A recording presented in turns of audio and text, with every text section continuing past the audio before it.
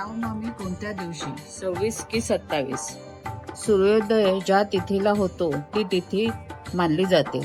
त्या न्यायाने नवमी तिथी ही 27 मार्चला अर्थात रामनवमी पण 27 मार्चलाच आहे व त्याच दिवशी चैत्र नवरात्रीचा 9वा दिवस म्हणजे नवमी आहे. या चैत्र नवरात्रीत आपण राम जन्मोत्सव साजरा करतो व अश्विन नवरात्रीत आपण राम विजय साजरा करतो.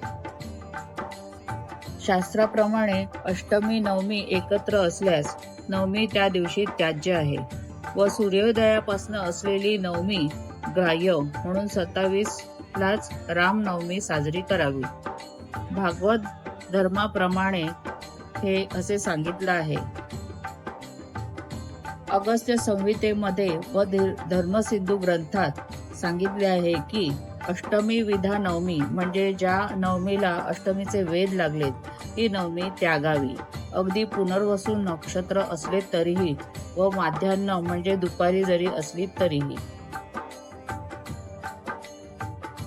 तर 26 वा 27 मार्च कोणत्याही दिवशी जरी तुमच्या भावभक्तीप्रमाणे श्रद्धेप्रमाणे तुम्ही रामनवमी साजरी केलीत तरी श्रद्धा महत्वाची, मग या तारखांचे महत्व नाहीच.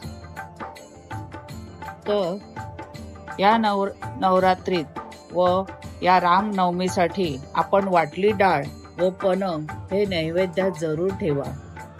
बोला जय भवानी, जय श्रीराम. राम रामेति रामेति रमे रामे मनोरमे सहस्रनाम तत्तुल्यं राम नाम वरानने.